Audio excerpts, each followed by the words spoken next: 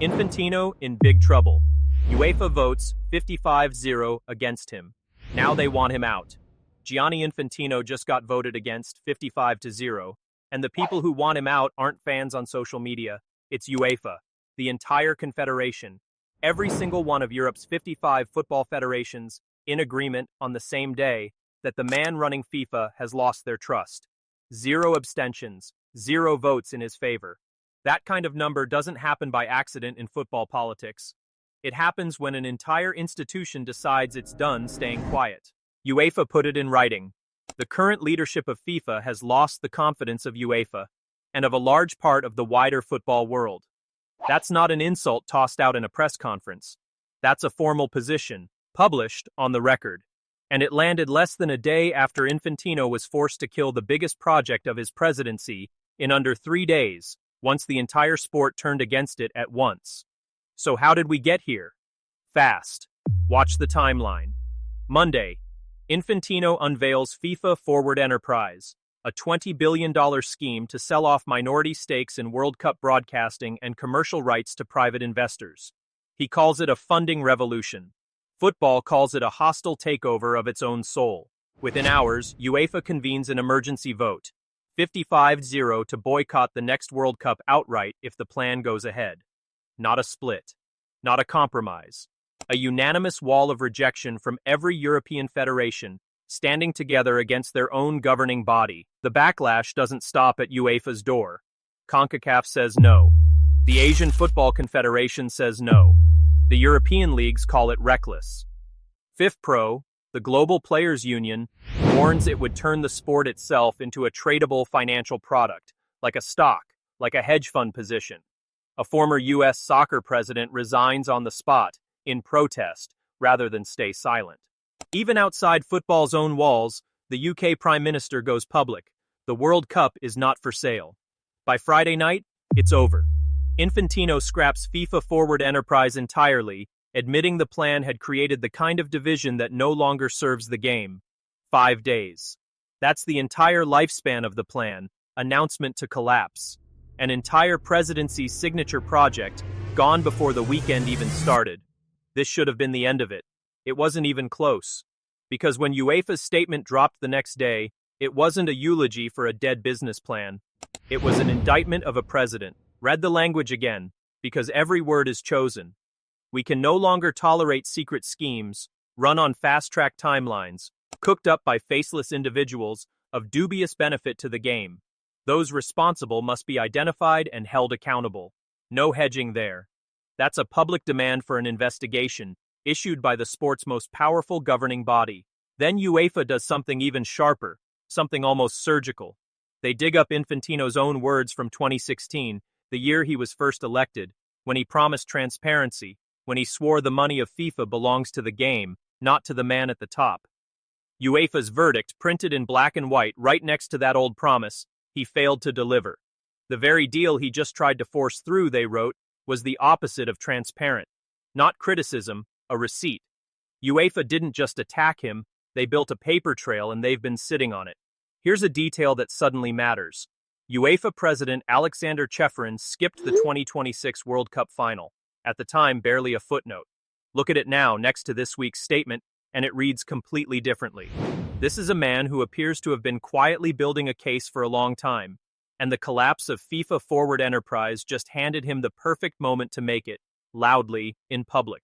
Where does this actually go? This is where it gets dangerous for Infantino. The FIFA presidential election is set for March 18th.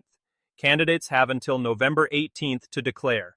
Infantino expected to sail into that election unopposed, exactly like he did in 2019, exactly like he did in 2023. That expectation just evaporated. Rewind 50 years, because this next number carries real weight. The last time a sitting FIFA president was actually beaten in an election, not forced out by scandal but defeated at the ballot box, was 1974, when João Havelange unseated Sir Stanley Roos. For the first time since then, a sitting FIFA president is staring at the real possibility of losing his job to a vote. 3 names are already circling. Nasser Al-Khelaifi, president of Paris Saint-Germain, chair of the European Club Association, is being pushed hard by voices inside UEFA. A source close to him told the BBC he has no interest in the job. UEFA members reportedly are pushing anyway. Sheikh Salman bin Ebrahim Al Khalifa, president of the Asian Football Confederation, might be the real threat. He's been here before. He lost to Infantino in 2016, 115 votes to 88. This time he's the man who signed off on the AFC's public opposition to FIFA Forward Enterprise, dragging 46 member federations along with him. The man who lost to Infantino a decade ago is now standing at the head of the exact continent that just turned its back on him. And then there's Victor Montagliani, president of CONCACAF, reportedly already maneuvering toward a March run. Unanimously re-elected to lead CONCACAF in 2023, and over the past few years he's navigated football's political minefields with far more discipline than Infantino has managed FIFA's. The real question isn't whether Infantino faces a challenger, it's whether he survives long enough to actually face one, because there's a second front opening beneath him. UEFA's demand to identify those responsible and hold them to account is not throwaway language, it's a trigger. FIFA's Ethics Committee, the same body that eventually brought down Sepp Blatter, is independent, and it can open proceedings against a sitting president. Nothing formal has been filed yet.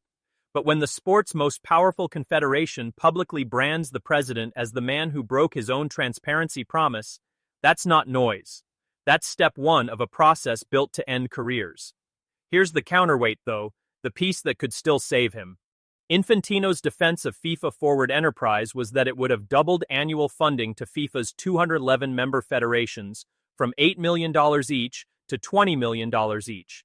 In Europe, that number is background noise. Across dozens of smaller federations in Africa, Asia, and the Pacific, whose entire footballing infrastructure runs on FIFA's payouts, that number is the whole program. Simple math decides this fight. Europe's 55 votes do not control the FIFA Congress. Africa alone holds 54. Asia holds 47.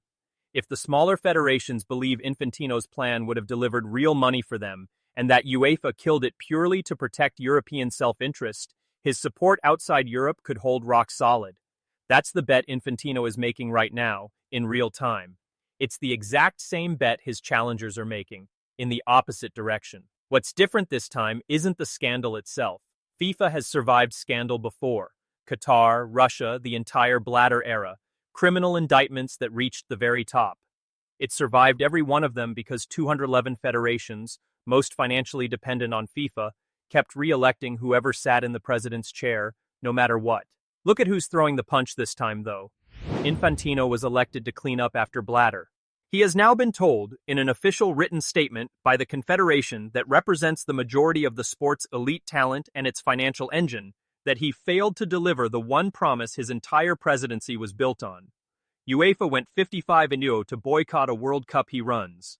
No FIFA president in history, not Haviland, not Blatter, no one, has ever faced a number like that. November 18th is the date to circle.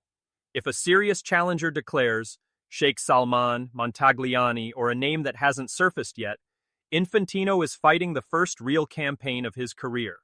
If nobody declares, he walks into a fourth term completely unopposed, despite having just lost the trust of the exact body that supplies the players, the coaches, and the audience that makes his sport worth broadcasting in the first place. Either outcome tells you exactly what football's governance really is, underneath every press release. Subscribe, because this story is going to move fast between now and November 18th, and this channel will be tracking every development the second it happens.